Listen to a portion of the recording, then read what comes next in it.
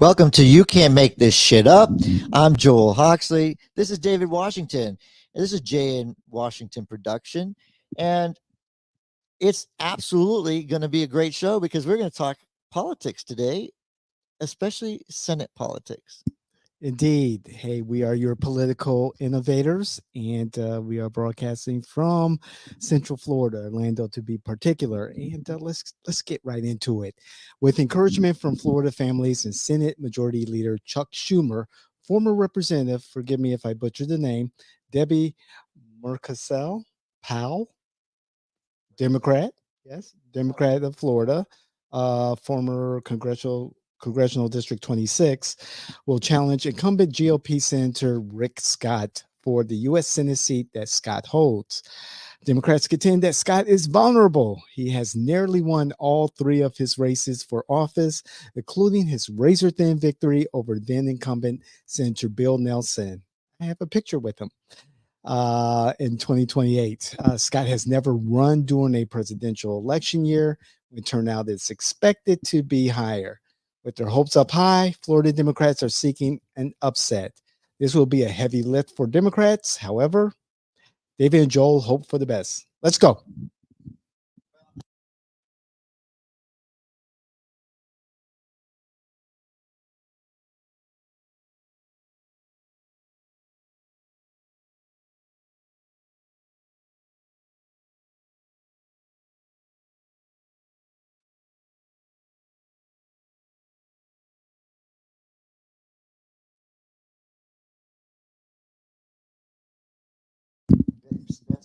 Well, you throw enough money at them, sure. Yeah.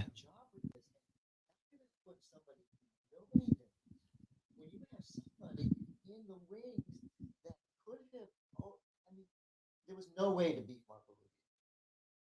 But why wouldn't you? You guys want you want why would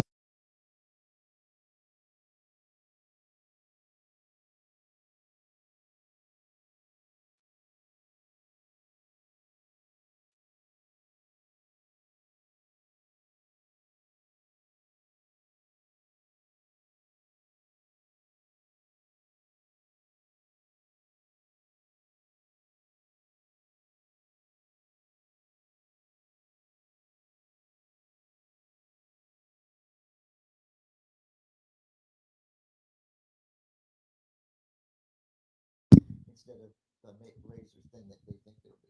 Sure. The representative comes from South Florida. She was a one-term congresswoman. She lost to the then mayor of Miami-Dade County, if I remember correctly. She's an academic.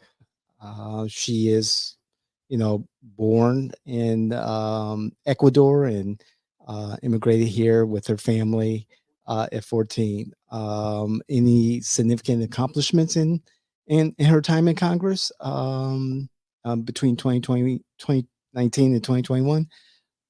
She voted to impeach then President Donald J. Trump. Um, we do have Democrats do have former Congressman Alan Grayson, who has filed notice to run for Florida Senate. So that's another at least familiar name here in Central Florida. But again, I'm thinking. Runs everything so he can raise money. He doesn't spend any money. Barely spends any money. Mhm. He tried to get this as close as he should have. Right. So he's a joke. I'm sorry, David. The fact that yes, he is in there, he's got no chance of winning. No chance of winning. People. I think the Democrats have a difficult chance of winning against Senator Scott. Uh, Despite some of the uh, missteps, and that's probably putting it too light, some of the initiatives that he had proposed and the pushback that he has had to those proposals, the performance of the Senate candidates in the last big election. He was then the the chair. You get- Of course, that's what I do. 'cause I was gonna say, look, It's what I do. vulnerability, the Democrats are correct. Yeah. Scott is more vulnerable than Marco ever was. If You have the fact that people still have not given him, when he was governor, these gun rights people hate him for the fact that he raised the age for purchasing a gun and all these things that he put in place. Mhm. They still haven't forgiven him for that. And then he ran against Chuck Schumer after he had a Right. dismal showing with running the Senate campaigns. I mean, you Right. can only do so much, and when you have, you know, I was embarrassed. I would never have taken on that challenge because some of these people, like Dr. Oz, and just I can't. I don't know where my party went last time, but abortion comes up, and Right. you have so many different things that motivate people. Scott is vulnerable, but you guys just you hand it to us. The sheer thought that there is an election year, presidential election year, and that abortion will be one of the driving factors for Democrats to go to the polls. There's the vulnerability, and then again, another vulnerability added to the presidential year election. Um, Whatever, is the fact that he did propose his Rescue America plan, which had a lot of pushback regarding requiring everyone to work and despite their circumstances and pay taxes. That's it. Everyone pay taxes regardless of your financial status, and there was a lot of pushback to that particular part of his Rescue America plan, like the Contract on America plan, like Gingrich. Look, Chuck Schumer, Did you wait? You didn't catch that? Contract on America. Contract on America. I was going to say, listen, and Yes, he is. again, he's got my vote. Look, he's got Right. my vote, but he's vulnerable, and you guys come out. You're Nikki Freed is the only person you've had win statewide in the last how many years? Generation. Yeah, and she would be a better candidate than what she's doing. I'm sorry, guys. I just don't get it. Why would you not name recognition? Why would you not put power behind it? You know, That's why I believe that Rick Scott. Is this because of race? Is it because of your story in Ecuador? If you want a story, get the one from Vietnam who was rescued in the. Yeah. Look, you have so many options here. I just can't believe you're going to go with somebody that we can barely. Look, Powell's an easy name to go with, right? But Mucarsel-Powell. Mucarsel-Powell. You have to make sure it's hyphenated. Come on, Debbie. Come on, Debbie. Debbie Powell. That DP. We want DP. That's so many things I can do for you.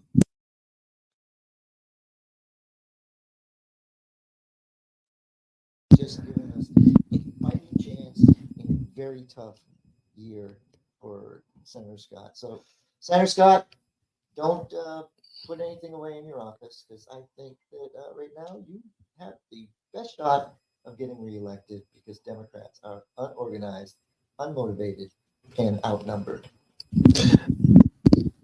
Looking at the political landscape right now, I do believe that Rick Scott will be reelected. I believe the representative is getting into the race a little bit too late. I would have preferred that her campaign would have started right after the 2022 election to be really effective and have the opportunity to travel the state and get her name out there, fundraise, et cetera, et cetera. Senator Scott is an impressive candidate and politician, and there's a reason why he has been so successful.